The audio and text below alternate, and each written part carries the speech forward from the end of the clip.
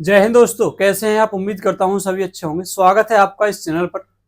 देखो, एक नई वैकेंसी आई है। ये जो वैकेंसी है, ऐसी जो वैकेंसियां होती है, मैं बताऊं, मेरे जानकारी में कई ऐसे लोग हैं जिनकी कहीं पर जॉब नहीं लग रही थी, जिनकी 40,000, 50,000, 60,000, 30,000, 35,000, इतनी सारी वैकेंसियों में कभी भी नंबर नहीं आया। और उनका नंबर 600, 700, 1,000, 800, ऐसी जो वैकेंसियां निकली उनमें नंबर आ गया। ठीक है। उनका कारण क्या है? क्योंकि देखो, इन वैकेंसियों को ज्यादातर जो स्टूडेंट है वो नजरअंदाज कर देते हैं।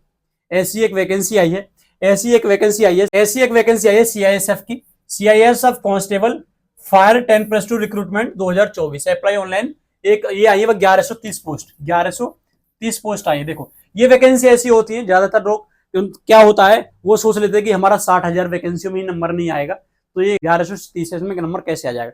लेकिन हमारी ये बहुत बड़ी भूल होती है, क्योंकि इनमें जो है बहुत ही ज्यादा जो स्टूडेंट है, बहुत ज्यादा, लगभग 90% स्टूडेंट ऐसी वैकेंसियों को नजरअंदाज कर जाते हैं। ठीक है। मेरे साथ का ही कई मेरे दोस्त हैं जिनका जो नंबर जो है बड़ी बड़ी वैकेंसी में नहीं आया, लेकिन उनका 700, 800, 1000, इतनी जो वैकेंसी थी उनमें उनका सिलेक्शन हो गया। देखो, बहुत ही इंपॉर्टेंट है। ये है आपका Central Industrial Security Force CISF constable fire recruitment 2024। Those candidate who are interested in the CISF 10+2 constable fire recruitment. ये फायर की है, constable fire state wise vacancy recruitment eligible post information selection procedure age limit pay scale and all information इसमें दी गई है। आगे देखते हैं। देखो, इसमें क्या है। देखो, ये फायरमैन जैसे समझते हो गए आप। ठीक है।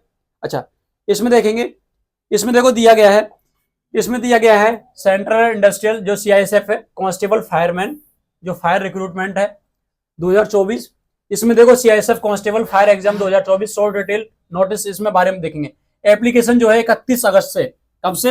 31 अगस्त से स्टार्ट होने वाले हैं, और लास्ट डेट है इसकी 30 सितंबर। 30 सितंबर, लगभग एक महीने आपके चलने वाले हैं। लगभग ये जो नोटिफिकेशन है, जो फॉरम है, ये आपके 1 महीने चलेंगे। इसमें देखो, इसमें क्या दिया गया है, इसमें देखो क्या दिया गया है। जो एप्लीकेशन फीस है, एक और से देखते हैं। जनरल ओबीसी, ईडब्ल्यूएस ओबीसी के लिए 100 रुपए है, और एससी एसटी ये एसएम है, उनके लिए कोई फीस नहीं है। पे the exam fees through debit card, ये आपको दिया गया है।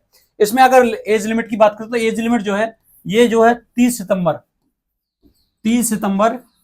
2024 तक काउंट होगी। ठीक है। 30 सितंबर 2024 तक काउंट होगी। इसमें जो एज है, मिनिमम एज है 18 से 23 तक, 18 से लेकर 23 तक। ठीक है। और एज रिलैक्सेशन एक्स्ट्रा एज पर CISF constable fireman recruitment rules के हिसाब से। ठीक है। देखो, पोस्ट देखते हैं।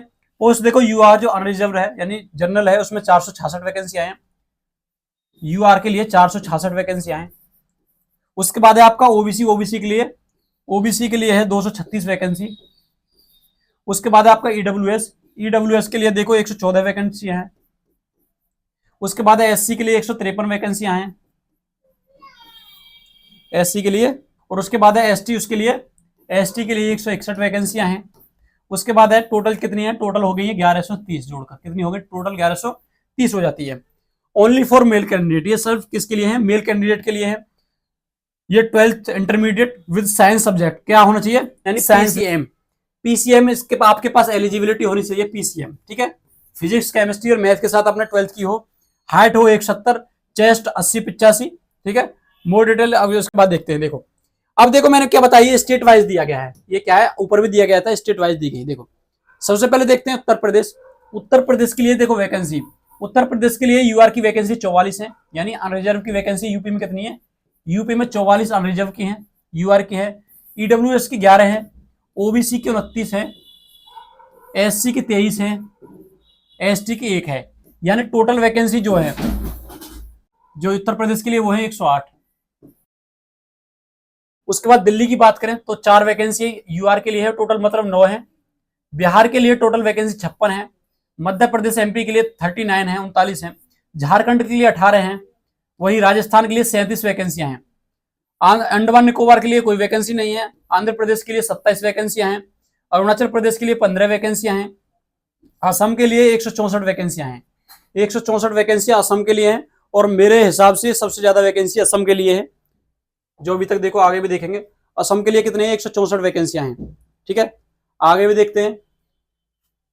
उसके बाद देखते हैं चंडीगढ़ के लिए, देखो कोई वैकेंसी नहीं है। छत्तीसगढ़ के लिए 14 वैकेंसियां हैं। दादर नगर हवेली दमन दीव के लिए कोई वैकेंसी नहीं है। गोवा के लिए 1 वैकेंसी है। गुजरात के लिए 32 वैकेंसियां हैं। हरियाणा के लिए 14 वैकेंसियां हैं। हिमाचल प्रदेश के लिए 4 वैकेंसियां हैं। जम्मू कश्मीर के लिए 65 वैकेंसियां हैं। कर्नाटका के लिए 33 वैकेंसियां हैं। केरला के लिए 18 वैकेंसियां हैं। लद्दाख के लिए 1 वैकेंसी है। लक्षद्वीप के लिए कोई वैकेंसी नहीं है। महाराष्ट्र के लिए 61 वैकेंसियां हैं। मणिपुर के लिए 16 वैकेंसियां हैं। मेघालय के लिए 22 वैकेंसियां हैं। मिजोरम के लिए 8 वैकेंसियां हैं। नागालैंड के लिए 15 वैकेंसियां हैं। ओडिशा के लिए 23 वैकेंसियां हैं। पुदुचेरी के लिए 1 वैकेंसी है। पुदुचेरी के लिए आपका पुदुचेरी के लिए दी गई 1 वैकेंसी। ठीक है, आगे देखेंगे। उसके बाद देखते हैं, देखो पुदुचेरी हो गया। पंजाब के लिए 15 वैकेंसियां हैं। सिक्किम के लिए कोई वैकेंसी नहीं है। तमिलनाडु के लिए 39 वैकेंसियां हैं। तेलंगाना के लिए 19 वैकेंसियां हैं। त्रिपुरा के लिए 26 वैकेंसियां हैं। उत्तराखंड के लिए 5 वैकेंसियां और वेस्ट बंगाल के लिए 49 वैकेंसियां हैं। ठीक है, तो सबसे ज्यादा जो वैकेंसियां हैं वो आसाम के लिए हैं।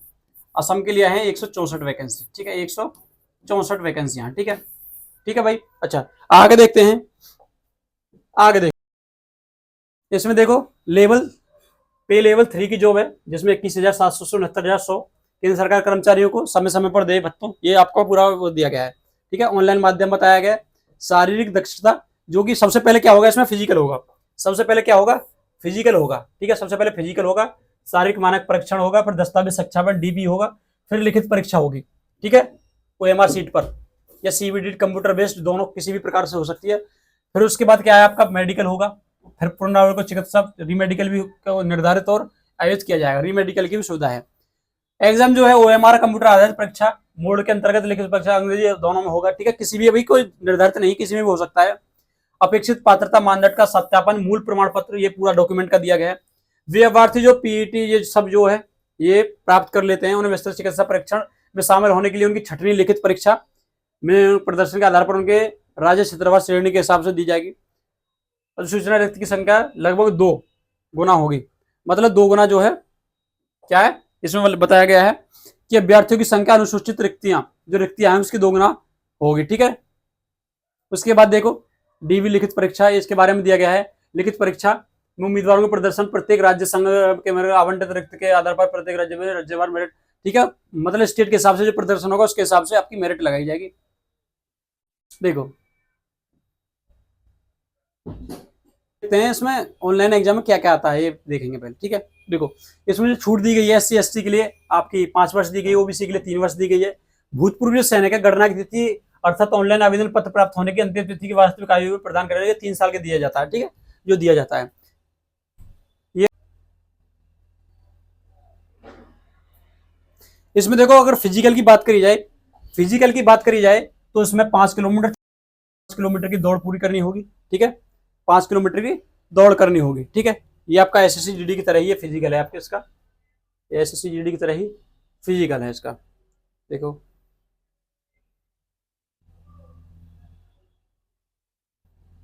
देखो सिलेबस देखते हैं, सिलेबस क्या क्या आएगा। देखो इसके देखो 4 भाग होंगे। ABCD दिया गया है, ABCD दिया गया है पहले से। देखो क्या होंगे, सबसे पहले जो होगा सामान्य बुद्धिमत्ता और तर्क शक्ति। सामान्य बुद्धिमत्ता और तर्क शक्ति मतलब इसमें दिया गया है रीजनिंग। रीजनिंग जो है, रीजनिंग 25 क्वेश्चन आएंगे 25 मार्क्स के। ठीक है, 25 मार्क मतलब 100 क्वेश्चन है जिनके लिए 2 घंटे दिए गए हैं, 120 मिनट दिए गए हैं। 100 क्वेश्चन के लिए 2 घंटे दिए गए हैं। ठीक है, देखो उसके बाद सामान्य ज्ञान और जागरूकता जो है, जो GS और GK GS जो है वो 25 क्वेश्चन आएंगे 25 मार्क्स के। उसके बाद एक गणित जो है यानी मैथ है, वो आएगा 25 क्वेश्चन आएंगे 25 मिनट के। और उसके बाद हिंदी अंग्रेजी जो आपको अच्छा लगे, हिंदी अंग्रेजी दोनों ले सकते हैं, कोई सी एक ले सकते हैं। 25 क्वेश्चन आएंगे 25। ठीक है, तो इसमें आपका बहुत ही अच्छा मौका है। जो मेरे भाई जो है जो यूपी पुलिस की तैयारी कर रहे हैं, SSC GD की तैयारी कर रहे हैं, या फिर दिल्ली पुलिस की तैयारी कर रहे हैं, कोई अन्य तैयारी कर रहे हैं, देखो ठीक है इसमें देखो, या फिर आपको MTS की भी तैयारी कर रहे हैं। ठीक है, देखो मैथ भी है, रीजनिंग भी है, आपका हिंदी वालों को फायदा होगा जो यूपी पुलिस की तैयारी कर रहे हैं, जो स्टूडेंट और जो SSC GD की तैयारी कर रहे हैं। ठीक है, उनके लिए बहुत ही ज्यादा अच्छा मौका रहेगा इसमें फॉर्म डालने के लिए। ठीक है भाई, क्योंकि सिलेबस बहुत ही ज्यादा ओवरलैप कर रहा है। ठीक है भाई, इसमें देखो दिया गया है बहुविकल्प पे क्वेश्चन होंगे। ठीक है भाई, ये भाई इसमें बता दिया आपको 4 सब्जेक्ट दिए गए हैं, मैथ, रीजनिंग, GK और हिंदी या इंग्लिश में से आप कोई भी एक ले सकते हैं। ठीक है भाई, ये था मोटा मोटा सारी जो पात्रता है वो भी बता दी, आपका सिलेबस भी बता दिया, आपकी सारी आपका जो रजिस्ट्रेशन से संबंधित है वो सारी चीजें बता दी। ठीक है, अब भी आपका कोई यदि क्वेश्चन है, कोई डाउट है तो कमेंट बॉक्स में कमेंट कर सकते हैं। मिलते हैं अगली वीडियो में। जय हिंद।